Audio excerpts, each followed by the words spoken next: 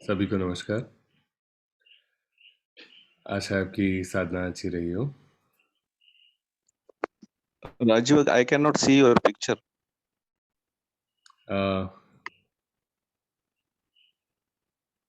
Can you see it now?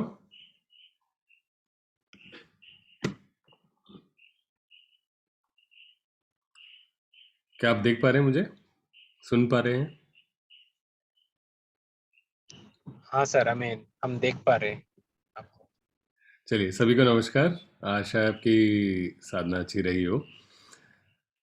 कुछ प्रश्न हो, कुछ शेयर करना चाहें अपने एक्सपीरियंस में, कहीं अपने प्रैक्टिस में आपको लग रहा है कि कहीं फंस रहे हैं, आगे नहीं आ पा रहे हैं, किसी चीज़ में परेशानी आ रही है, या फिर कोई जीवन में कोई कैसे अप्लाई कर सकते हैं किसी सिचुएशन में, इससे रिलेटेड कोई भी प्रश्न हो तो पूछ सकते हैं। उस पर फिर हम चर्चा करेंगे और देखेंगे कैसे जो हम अपनी साधना में, और जो बुद्ध धर्म है, जो एक कॉन्सेप्चुअल फ्रेमवर्क है भगवान बुद्ध का मानव अनुभव को समझाने का, इसका प्रयोग कैसे कर सकते हैं अपने जीवन को सुधारने के लिए। तो इससे जुड़ा भी कोई प्रश्न हो तो पूछ सकते हैं।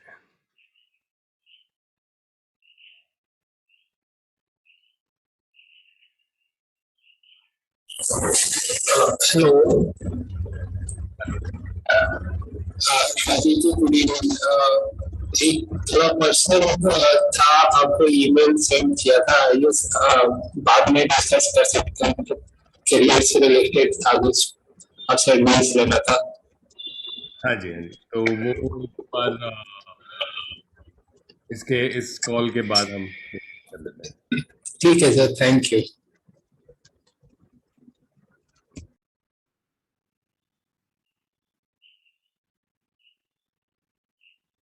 और किसी का कोई प्रश्न? सबका प्रैक्टिस अच्छा चल रहा है। कविंद्र जी और प्रज्ञा जी यहाँ पे थी पहले, अभी नहीं है शायद।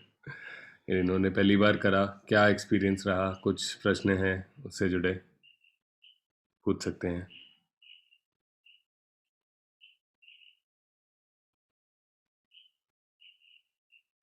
देखिए, प्रश्न पूछने से न केवल आपको कुछ नया सुनने और समझने का मौका मिलता है, पर और लोगों को भी मिलता है। और मुझे भी कई चीज़ें उत्तर देने में, समझने का अवसर मिलता है। तो इसलिए झिझकिए मत प्रश्न पूछने में।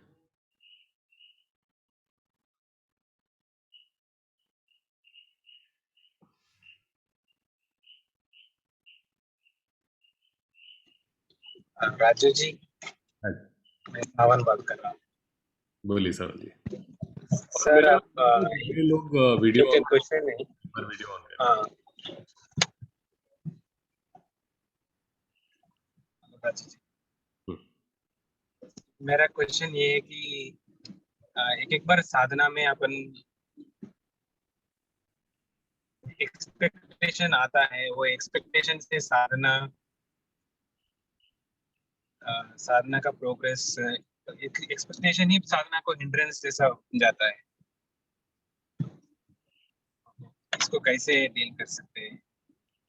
क्योंकि like I know that I can go into this state, but when I think that I want to go into this state, that becomes a hindrance itself. That itself becomes a hindrance.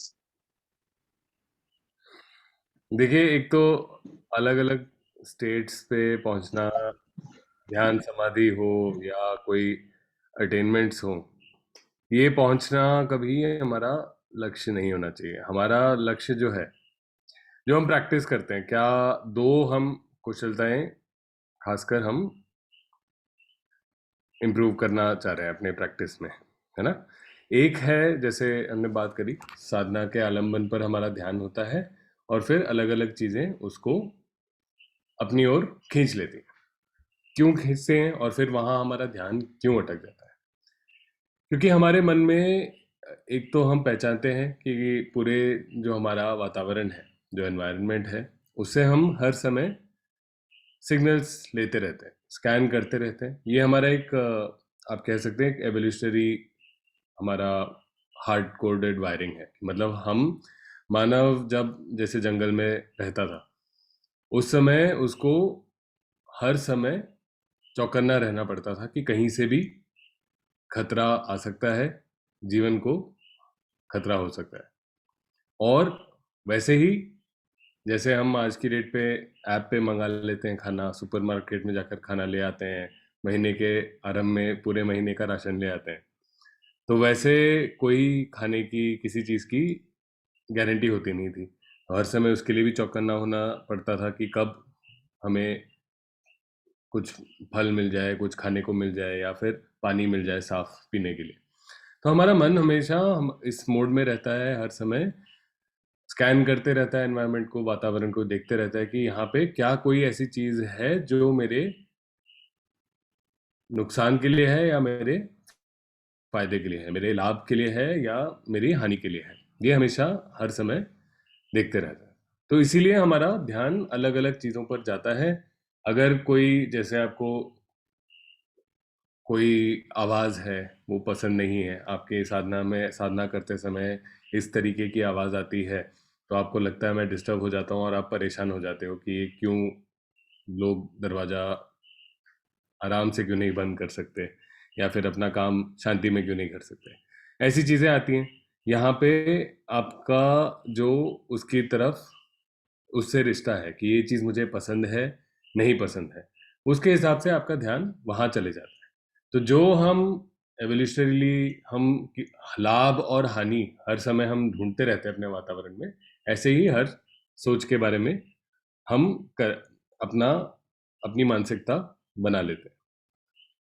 इसमें हम जब जुड़ते रहते हैं किसी एक विषय पर, किसी एक विचार पर हम ज़्यादा जब जुड़ जाते हैं, तब उसके साथ हम एक अपना आइडेंटिटी भी जोड़ लेते हैं कि तृष्णा जो है, क्रेविंग जो है, उसके आधार पर हम ये सोचने लगते हैं कि ये मुझे पसंद है, मुझे पसंद नहीं है।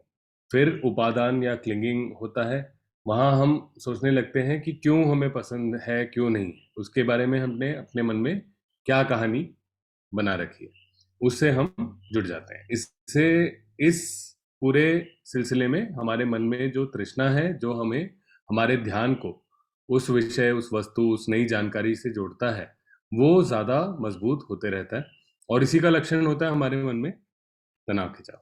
तो जब हम साधना करते हैं, हम प्रैक्टिस करते हैं, हम ये देखना चाहते हैं कि हम तेजी से अपने ध्यान की जो प्रक्रिया है, ध्यान का एक वस्तु से दूसरे वस्तु जाने की जो प्रक्रिया है, उसको हम समझना चाहते हैं। तो सती या स्मृति जो कहते हैं, माइंडफुलनेस जिसे कहते हैं, इसको आप डिफाइन कर सकते हैं कि आपका ध्यान कहाँ है और एक वस्तु से दूसरे वस्तु तक कैसे जा रहा है, ये हमने समझना है।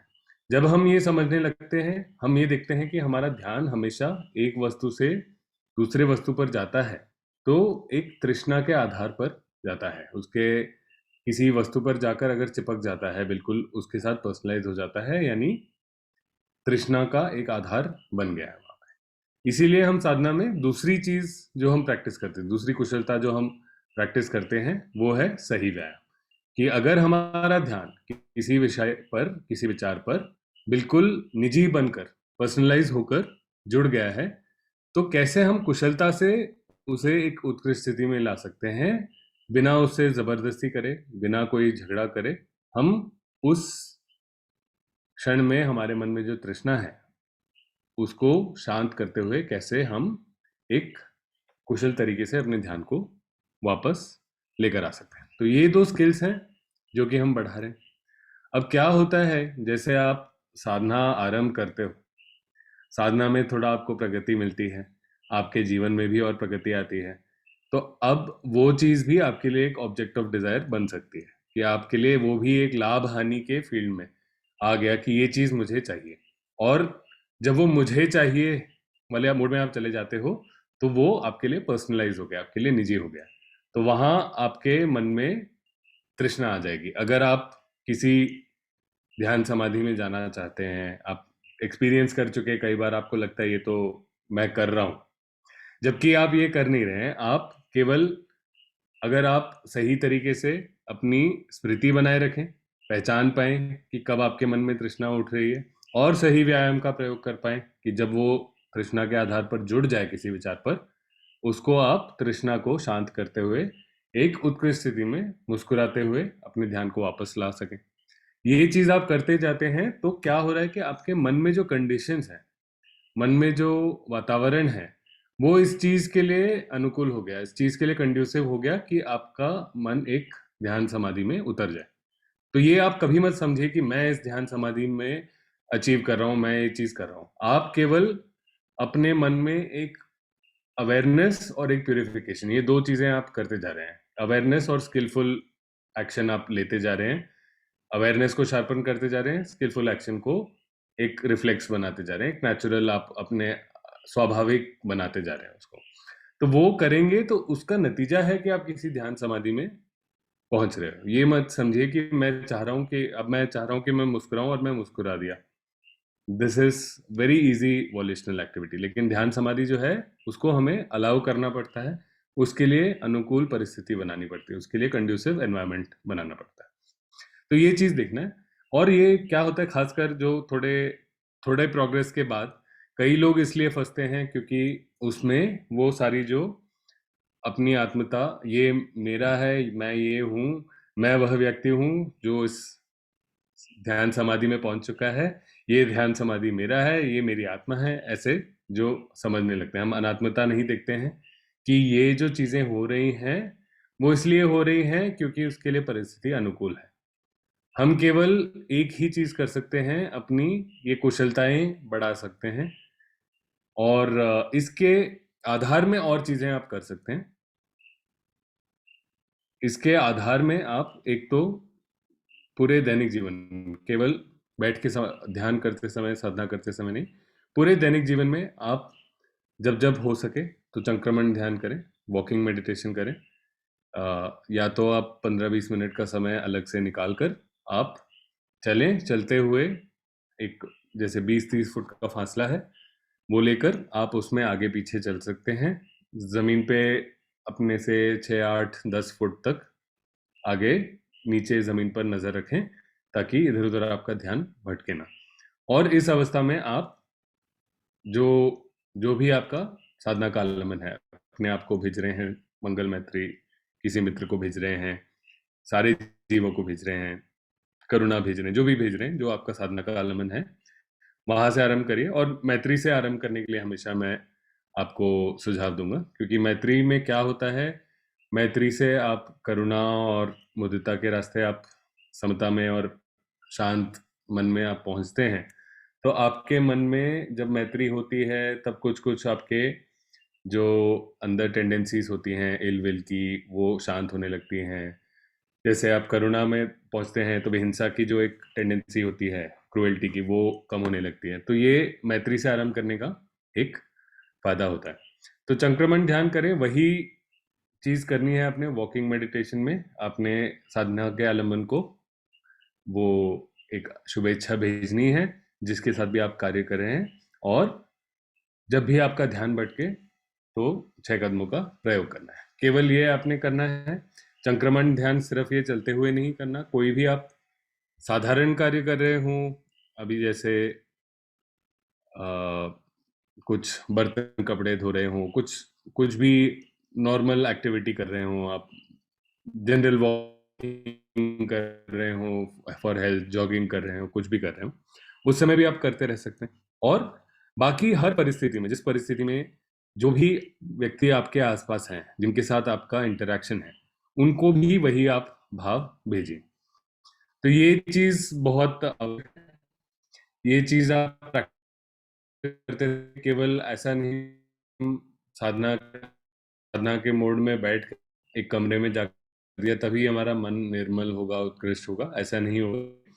इससे जितनी आप कॉम्प्लेक्स एक्टिविटीज भी करेंगे उस समय भी आपको, आपके मन को आदत हो जाएगी ऐसे निर्मल होने की, मन को आदत हो जाएगी जागृत होने की, मन में कि ध्यान का हमारा हलन चलन कैसे हो रहा है, तृष्णा का निर्माण कैसे हो रहा है, इस चीज के लिए जो जागृति है, जो स्मृति है आपकी, वो भी ज्यादा तेज होगी। और जो सही व्यायाम है, सही एक कुशलता है अपने ध्यान को वापस लाने की, उसकी भी आपकी आदत मजबूत होगी, ये रिफ्लेक्सिव हो जाएगा आपके लिए।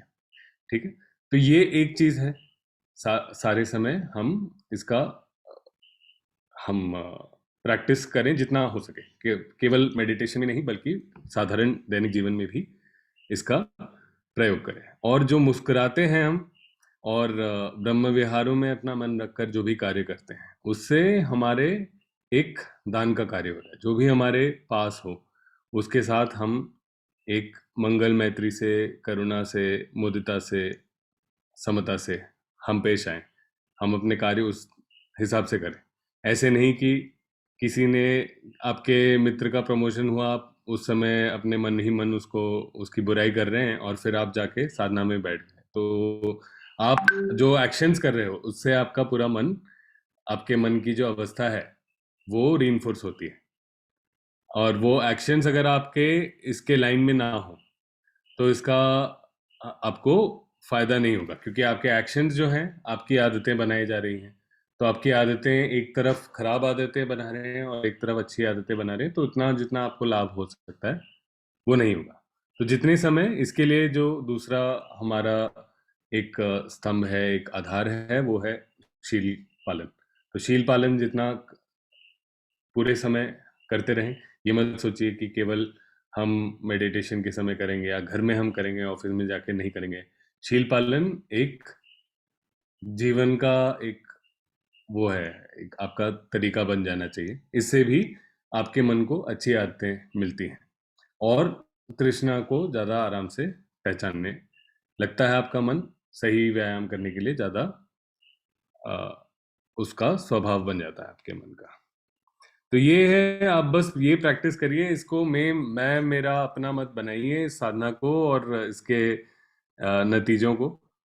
केवल आप वो इंस्ट्रक्शंस फॉलो करिए, अपने मन में आपने जागृति बढ़ानी है और सही व्यायाम बढ़ाना है। तो धीरे धीरे आपके बाकी जो एक्शंस हैं, बाकी जो कर्म हैं, इसमें भी कुशलता आने लगेगी। अगर आपकी एक आदत थी कि किसी चीज पर आप नाराज हो जाते थे, लेकिन अगर अब आपकी स्मृति बढ़ चुकी है, आपके मन की जागृति बढ़ चुकी है, आप देख सकते हैं कि आपका ध्यान उसी एक गड्ढे में जा रहा है जहां पे बहुत निजी ले लेता है किसी विषय को और फिर अपने बचाव के लिए उसी तरीके से दूसरे व्यक्ति पर प्रहार करता है जैसे कोई जंगली जानवर अपनी जान बचाने के लिए करता है। मतलब वही हम उसी में रिड्यूस हो जाते हैं। जब तृष्णा आ जाती है तो एक जैसे एक जंगली सुअर होता है, वो शेर से जाकर भिड़ जाता है अपनी जान बचाने के लिए। तो हम बिल्कुल वो उसी की तरह हमारी मानसिकता हो जाती है कि अगर हम वाद विवाद कर रहे हैं, आर्ग्यूमेंट कर रहे हैं, भले वो हमारे पति या हो, पत्नी हो या माता पिता हो या बच्चे हो, अगर हम अपने इतनी ज्यादा तृष्णा के आधार पर उस विषय में जुड़ जाते हैं, हमें लगता है कि हमें अपने अस्तित्व की रक्षा करनी है, तब हम वो बिल्कुल वैसे ही भिड़ जाएंगे। तो ये जागृति जैसे जैसे होगी, ये आपके शील पालन में आपको हेल्प करेगी, अच्छी आदतें बनाने में हेल्प करेगी। और जैसे आप अच्छे कार्य करेंगे, शील पालन करेंगे, तो आपकी जागृति भी बढ़ती जाएगी, सही व्यायाम भी बढ़ते जाएगा, आपकी आदतें जो हैं वो भी बदलती जाएंगी। तो just focus on these thing, जो आपके कंट्रोलेबल है उस पर ज्यादा फोकस करिए। आगे जाकर आपको ये भी समझ में आएगा कि ये भी आपको बस अच्छे इंप्रेशन जो हैं, आपके जो सोचने का तरीका है, दुनिया को समझने का तरीका है, जो मॉडल्स हैं, ये सारे इंप्रेशंस हैं, छवियां हैं। आपका जो भी आप आज जीवन के बारे में, संसार के बारे में सोचते हैं, ये सब आपके कर्मों से जुड़े और आपके वातावरण से जुड़े जो इंप्रेशंस पड़े हैं, जो छवियां पड़ी हैं आपके, उसका नतीजा है। हमें लगता है कि हम बहुत कंट्रोल करके हम बहुत सारे डिसीजंस लेते हैं, लेकिन ऐसा होता नहीं है। हम केवल वातावरण के अनुसार, वातावरण में जो जानकारी हमें मिल रही है, जो घटनाएं घट रही हैं, उसके अनुसार हमारे जो संस्कार हैं, हमारी जो आदतें हैं, इनका मेल होता है, तो एक तरीके से हम कार्य करते जाते हैं। हमें लगता है कि नहीं, ये हम चाहते हैं, ये सचमुच हम करना चाहते हैं। जैसे यूएस में एक स्टडी हुआ था जहाँ पे ये देखा गया था कि बहुत सीनियर जजेस जो हैं वो भी लंच करने के बाद तुरंत बाद लीनियंट जजमेंट देते हैं और उसके 4 घंटे बाद जब उनको वापस भूख लगने लगती है, थकने लगते हैं, तो ज़्यादा जजमेंट्स देते हैं। तो इतने जो एक मतलब और रेस्पेक्टेड प्रोफेशनल्स भी होते हैं, उन्हें लगता है कि नहीं, मैं बिल्कुल अपने मन के अनुसार, अपने एक सोच के अनुसार बिल्कुल सही चीज कर रहा हूँ, लेकिन वातावरण से, अंदरी वातावरण, बाहरी वातावरण, उससे उनको भी फर्क पड़ता है। तो हमने क्या करना है, हमने अपने मन का वातावरण अच्छा करना है। शील पालन करेंगे, हमारे मन का वातावरण अच्छा होगा। सही व्यायाम का प्रयोग करेंगे, उसकी आदत लगा लेंगे, जब भी हमारे मन में तृष्णा बनेगी, इसका हम खुद से अ, अपने आप अगर सही व्यायाम का प्रयोग हो जाए तो हमारे मन का वातावरण बढ़ेगा। यहाँ आते हैं, हम चर्चा करते हैं, सब अपने आध्यात्मिक पथ पर आगे बढ़ना चाहते हैं, एक दूसरे का सहारा देते हैं, इसलिए तो उससे आपके मन का वातावरण अच्छा होगा। तो बस आपको मन के वातावरण को अच्छा बनाने की तरफ चलना है। कौन से ध्यान समाधि में हूँ, कैसे पहुंचूंगा, ये मेरे मतलब कंट्रोल में है नहीं है, मैं नेक्स्ट क्या होगा, कब होगा, कैसे करूंगा, इन सब चीजों को आप साइड में रखिए। बस अच्छा वातावरण बनाइए। एक गार्डन जैसे कल्टीवेट करते हैं ना, बीज डालते हैं, फर्टिलाइजर डालते हैं, लेकिन आपको पता नहीं कि उस पेड़ में कितने फल निकलेंगे, किस साइज के फल निकलेंगे, कितने मीठे होंगे, नहीं होंगे, आपको नहीं पता है। आपको बस अच्छा वातावरण देना है, ये आपके हाथ में है।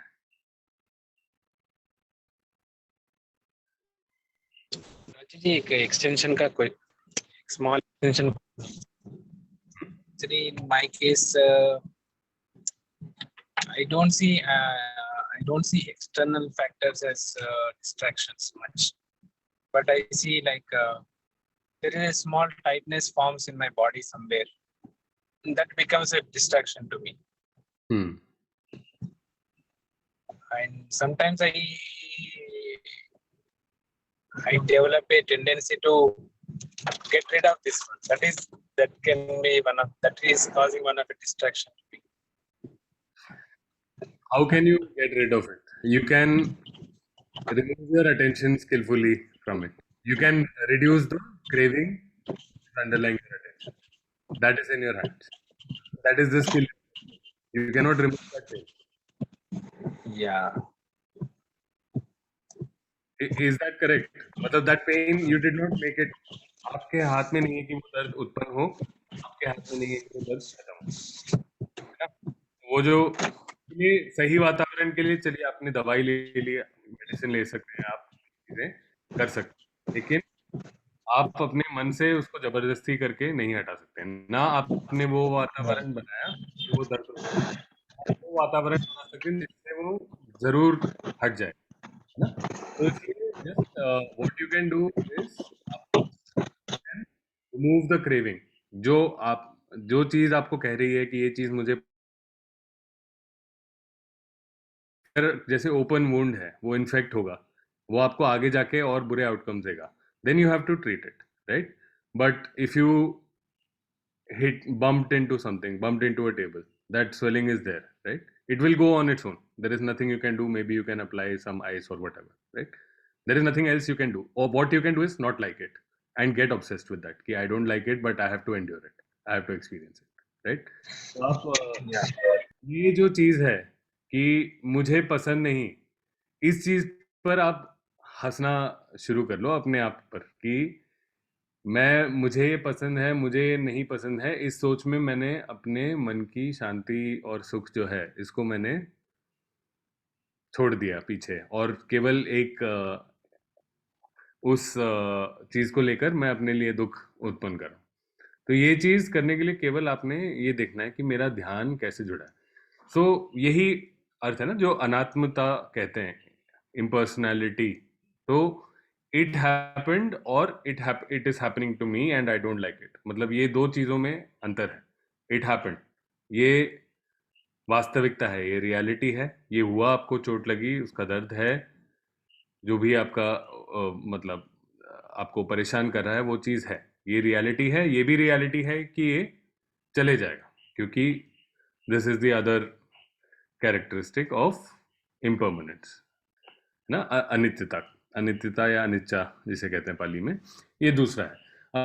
अब ये चीजें अनात्मता, एक चीज ये मानना कि ये हमेशा ऐसे ही रहेगा और ये ऐसी चीज है जिसके वजह से मुझे परेशान रहना चाहिए, और दूसरी चीज अनात्मता, ये सोचना कि इट हैपेंड टू मी, ये मेरे साथ क्यों हो रहा है, ये मुझे पसंद नहीं है, कब जाएगा, कब मुझे राहत मिलेगी, इस सोच में पहुंच जाना।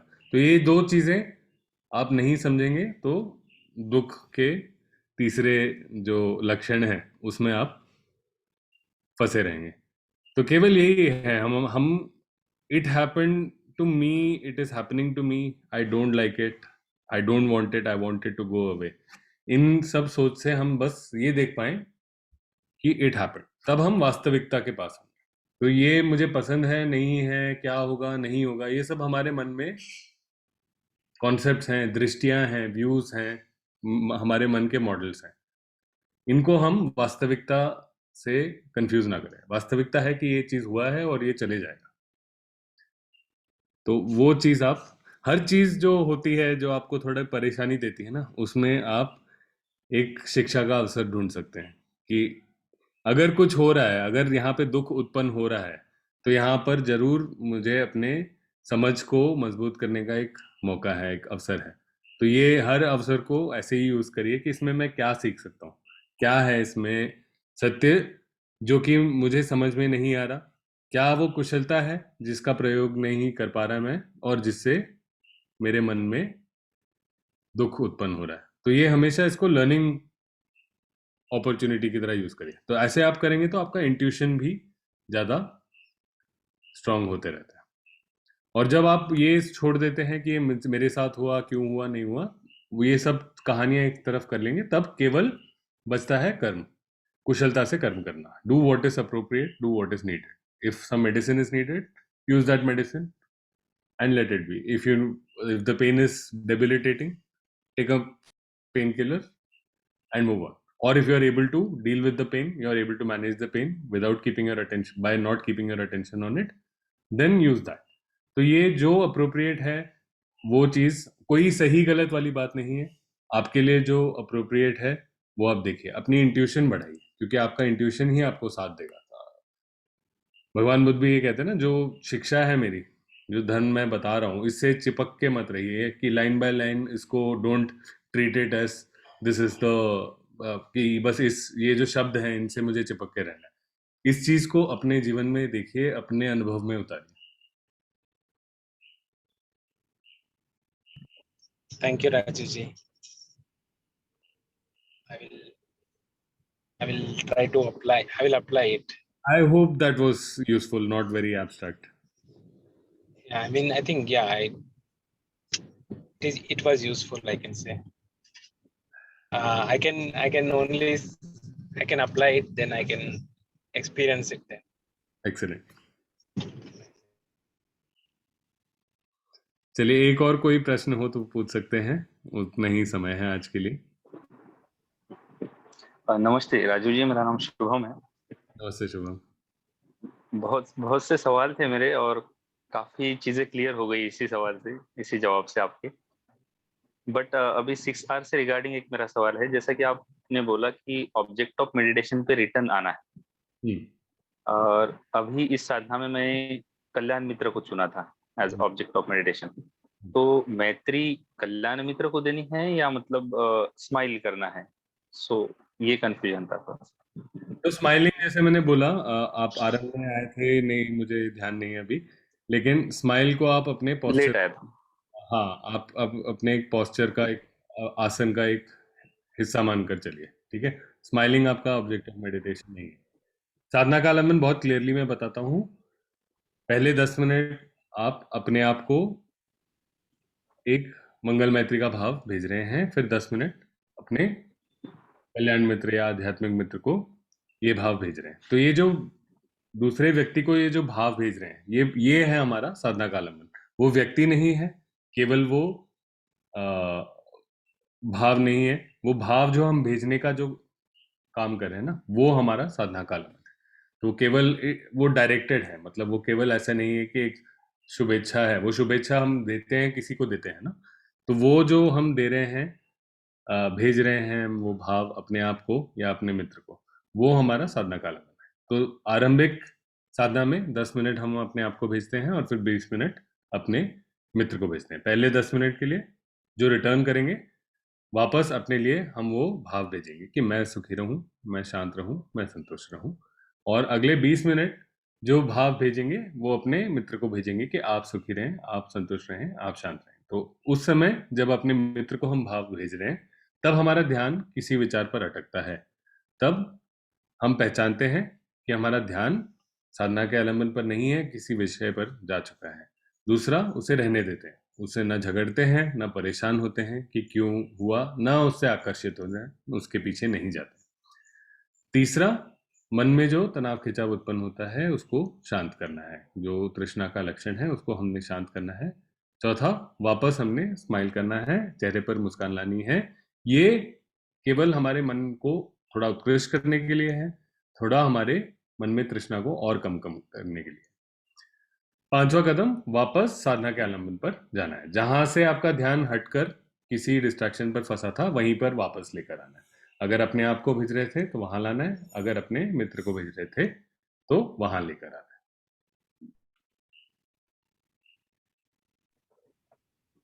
ठीक है।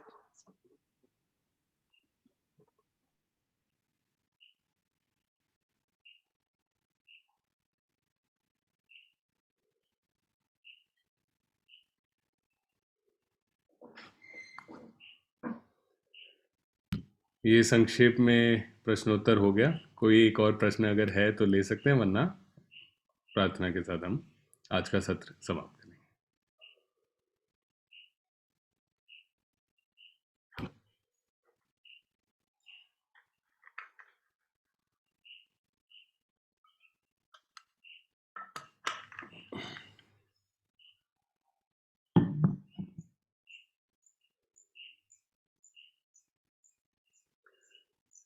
डॉक्टर साहब, आप प्रार्थना में लीड कर सकते हैं,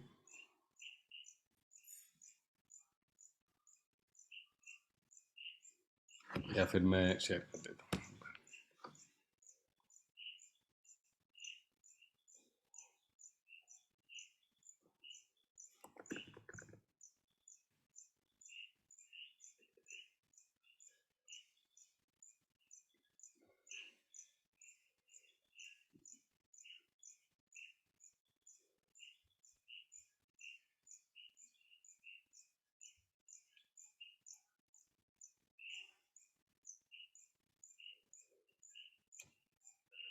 आप स्क्रीन देख पा रहे हैं मेरा?